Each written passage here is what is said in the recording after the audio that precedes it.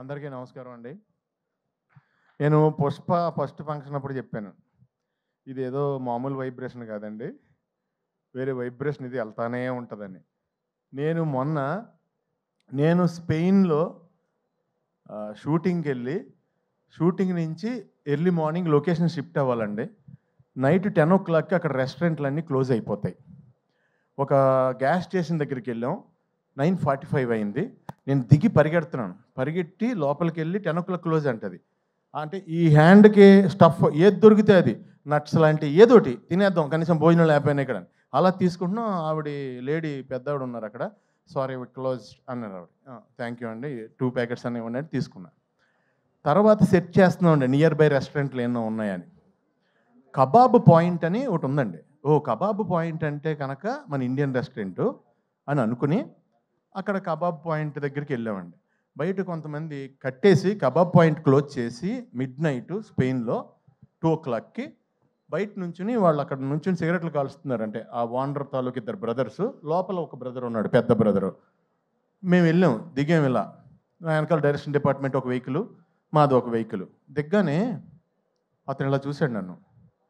అది నేనేంటి స్పెయిన్ ఏంటి అర్ధరాత్రి 2:30కి ఇలా చూసి లోపలికి వెళ్ళాడు. ఫోన్లో ఆన్ చేశాడు. పుష్ప ఇంటర్వెల్ బ్లాక్ తీసుకొచ్చి చూపించాడు నాకు. తూ అయినా బై తూ అయినా అని. అది ఎవరిదంటే రెస్టారెంటు, అది Pakistani people restaurant in Spain. ఒక అర్ధరాత్రి నన్ను చూసి వాళ్ళు ఏమేమి ఐటమ్స్ వండగలరో అన్ని ఐటమ్స్ వండి నాకు, ఆదిత్య రవిచంద్రన్ డైరెక్షన్ డిపార్ట్మెంట్కి, డైరెక్టర్కి అందరికీ నేనేంటంటే వాళ్ళందరూ తింటున్నారు, వీళ్ళందరూ వాళ్ళ ఇంట్లో వాళ్ళు లేపేసి వీడియో కాల్ ఇచ్చారు నాకు. నేనేమో పాకిస్తాన్లో నాకేమో హిందీ రాదు, ఉర్దూ రాదు. నమస్తే G, thank you G, Phir మిలేంగే G, ఏం మాట్లాడుతున్నా నాకే తెలియలేదు. అప్పుడు పక్కన ఆకలేస్తుంది. సో డార్లింగ్ అంత దూరం రీచ్ అయిపోయింది. ఎక్కడికి వెళ్ళినా నన్ను చూస్తే పుష్ప. ఈ మాట నేను ఎందుకు చెప్తున్నానంటే, నేను ఫస్ట్ హైదరాబాద్ వచ్చినప్పుడు విలన్గా చెయ్యాలని బాజీగర్లో డర్లో షారుఖ్ ఖాన్ ఆ బ్లడ్ నోట్లో వేసుకున్న పోజులన్నీ పెట్టి దిల్సుఖ్నగర్ స్టూడియోలో ఫోటోలు దిగాను. కత్తెది పట్టుకుని ఫోటోలు అంటే దిగిపోయాను, కానీ నేను ఎలా చేస్తానో అలా ఎవరికీ తెలియదు. సో అన్నీ చూపిస్తుంటే నేను మామూలుగా ఎంటర్టైనర్ని, అందుగురించి ఎవరోనే అవునా ఓకే తర్వాత కలువమ్మా అన్నారు. అలాంటిది నువ్వు అంత పెద్ద డైరెక్టర్ డార్లింగ్, ఈయన అంత పెద్ద స్టారు, అలా వైకుంఠపురం సినిమా తర్వాత ఈయన హీరోగా చేసే మూవీలో ఎంత ధైర్యం డార్లింగ్, ఒక కమెడియన్ విలన్గా తీసుకోవడం అంటే కష్టం అది. ఎందుకంటే ఒక పెర్సన్ ఇక్కడ ఒక జన్మ తీసుకున్నప్పుడు అతనికి బతికుండగా పునర్జన్మ ఇవ్వడం కష్టం. అది ఎవరి వల్ల అవ్వదు, దానికి చాలా గట్స్ కావాలి. దాన్ని అంత స్టార్ అయ్యుండి ఆయన సపోర్ట్ చేసి నమ్మి సీన్ చేస్తున్నప్పుడు ఫస్ట్ డే వచ్చానండి, నిజం చెప్తున్నా.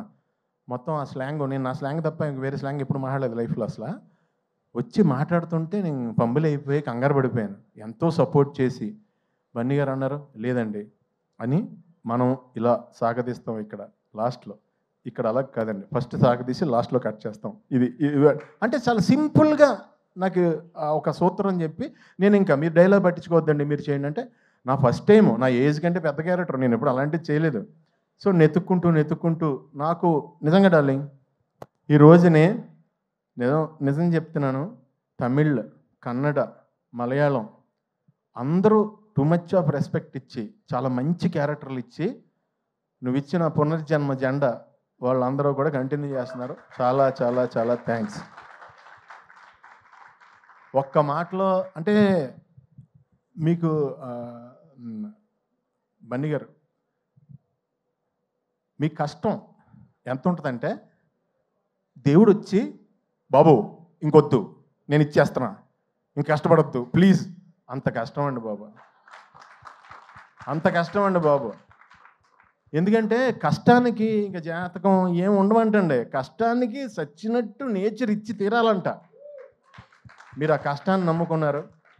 లేకపోతే ఇక్కడ కూర్చుని ఆల్ ఇండియా రేంజ్లో బిగ్గెస్ట్ ఫిలిం కొట్టాలంటే నిజంగా ఎంత కష్టపడాలండి. It's impossible actually. మీరు అందరూ కలిసి పాసిబుల్ చేశారు. మీరు మీ కష్టానికే ఎప్పుడు మీకు దేవుడు 10 ఇంతలు న్యాయం చేయాలని మనస్ఫూర్తిగా కోరుకుంటున్నాను. ఫైనల్గా ఒక లైన్లో ముగించేస్తాను. డార్లింగ్, నేను లోకల్ ప్రొడక్ట్ దానికి ఒక ముద్ర వేసి దాన్ని ఎక్స్పోర్ట్ క్వాలిటీ ప్రొడక్ట్ చేసావు డార్లింగ్. I'm exporting now. చాలా హ్యాపీగా ఉంది. రకరకాల క్యారెక్టర్లు, వెరైటీ క్యారెక్టర్లు చేస్తుంటే ఫస్ట్ ఆర్టిస్ట్గా మార్నింగ్ లొకేషన్కి వెళ్ళగానే ఎంతో హ్యాపీగా ఫీల్ అవుతున్నాను. చాలా thanks darling. Thank you sir Bunny గారు. Thank you so much. Wishing you all success forever forever forever. Darling, all the best. Wishing you all success forever forever forever. మా daddy అక్కడే ఉన్నారు, మీ daddy అక్కడే ఉన్నారు. ఆయనకు కూడా ఆయనకి thanks చెప్పమని చెప్తా. ఓకేనా? Love you. Wow, that was amazing Sunil గారు. సునీల్ గారి మార్క్ స్పీచ్ మళ్ళీ చాలా రోజుల తర్వాత మేము విన్నాం లేదా? నేను నిజంగా ట్రై చేయలేదండి. ట్రై చేస్తే ఇలా రాదు. ట్రై చేయలేదు, అనుకుంటే కక్కేసాను అంతే. తెలుసండి, మనసు పొరల్లోంచి ఆటోమేటిక్గా వచ్చింది, అర్థమవుతుంది. Thank you so much.